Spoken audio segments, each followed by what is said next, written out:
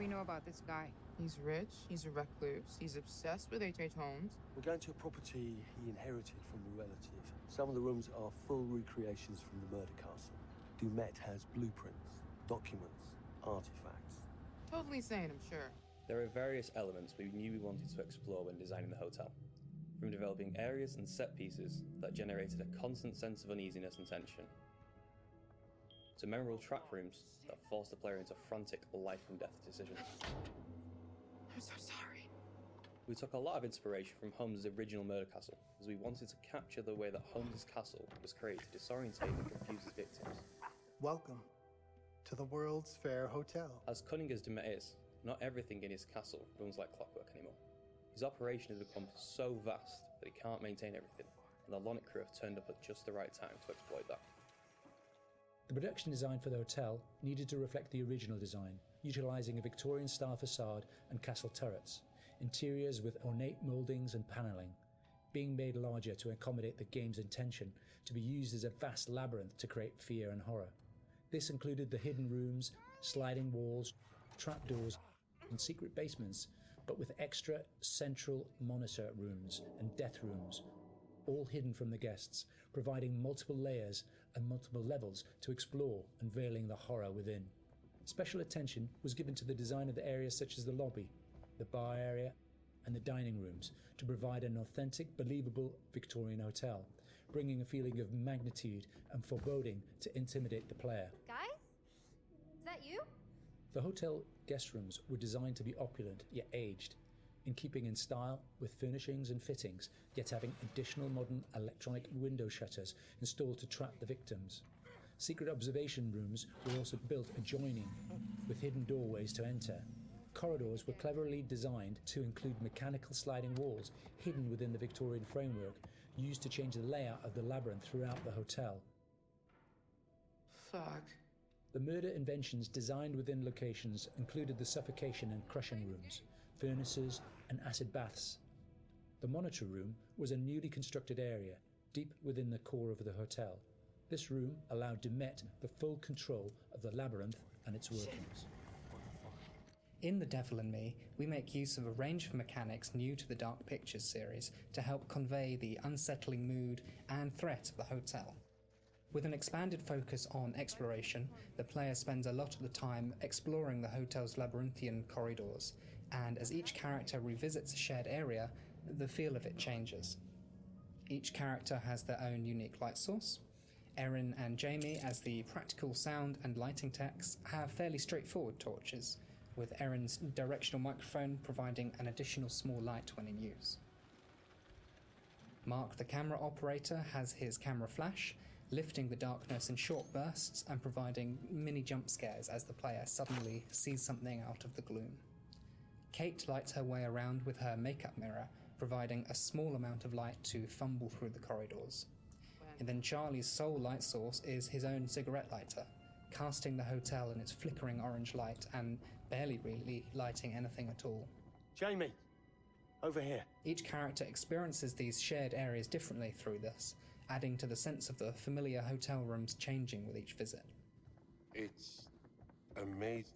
The Island Hotel was originally built in the 1890s. It was converted into a spa later on until it was abandoned and finally chosen by Dumet for his murder playground. Some parts had been restored, like the rooms the characters stay in and the lush lobby and bar areas on the first floor. We work closely with concept art and art direction to create distinct color palettes and ornate assets that made those areas more inviting, while still leaving something unsettling about their imperfections. But elsewhere, we could show the hotel and spa's original treatment rooms and the indoor pool which had fallen into disrepair and other thematically different places. Our second challenge was getting into Dumet's head. We knew that he was supposed to be a very meticulous man. He's the sole architect of this place and proud of his creations. Some rooms are deliberately left in disrepair. We created them with the base layers showing, and we scattered building equipment around to tell the narrative that Dumet still has plans for them. Others he had completely purpose-built. That's where we used a mix of old brick and breeze block materials next to each other to create contrast. And on top of that, there are traps everywhere. Some of the most interesting areas to create were the ones which were supposed to be off limits to hotel guests. We wanted to show the stark contrast of his personal space versus the one he hunts people in. The team went as far to even design Dumet's handwriting, and we used that on boards and documents to show more of his personality. There's storytelling in every small detail. Lighting in Devon Me is a bit different from the previous dark picture games, since we have more explorations and more playable areas in the game for players to freely explore. We had to slightly adjust the way we used to do lighting by adding some new stuff, such as adding more guide lights in the environment for direction, or add some interactable light fixtures that you can trigger on and off by walking closer or away from them. So there are 4 types of lighting styles in the hotel. The first one is the regular hotel areas where everyone should feel safe and cozy. We try to use more bright, warm color lights with different elegant light fixtures. And the second one is the areas that are either under constructions, used as Dumet's workshop, or places only lit by moonlight or should be pitch black. We used cooler temperature lights or even blue lights for these kind of areas with very low light intensity and very heavy volumetric fog to enhance the claustrophobic vibe and to elevate the tension. So the third one would be the control room where Dumet watches and controls all the activities in the hotel. We want this room to be especially bright, like an industrial warehouse with a cool, eerie mood to separate it from the other rooms. And the last one is all the rooms that are designed to be slaughter stages. Killing is like creating art to Dumet, and he wants all his artworks to be presented epically with audiences, classical music, and beautiful lighting setup. So in these areas, unlike the others that have more neutral color in the lights, we tend to artificially light these areas with either theatrical lighting or use high contrast saturated lighting setup, so that we know something is going to happen. If we don't do something, both of them will die, Mark. We wanted to provide players with a truly realistic historical sonic experience whilst inside the murder castle. We researched multiple properties and buildings built within the same period as the original Chicago murder castle. Authentic door foley and sound effects elements were high on our priority list.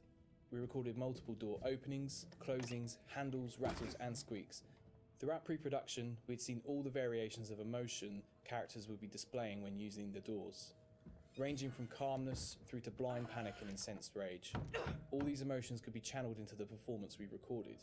Another element of the soundscape we went into considerable detail recording was floorboard and stair creaks.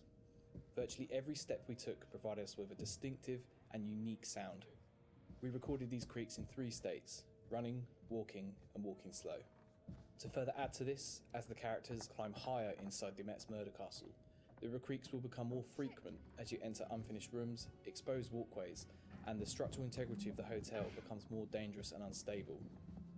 In terms of the music, we chose various 19th century pieces of classical music and opera to accompany the murder scenes. These would have been the pop music tracks around the time of H.H. Holmes, providing a cognitive link between past and present.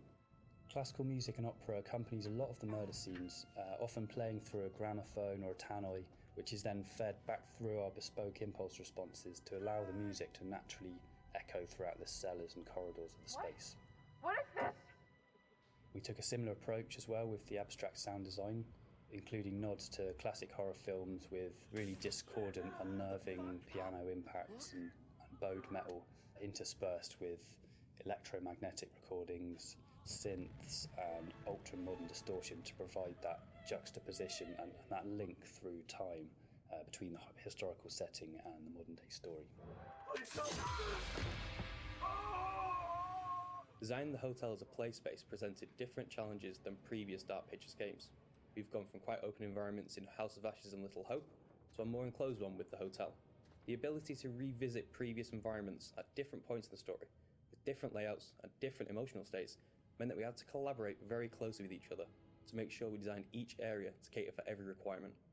We had to think how a lit corridor would feel if multiple characters roaming around it, versus the same corridor drenched in darkness with just a singular player character.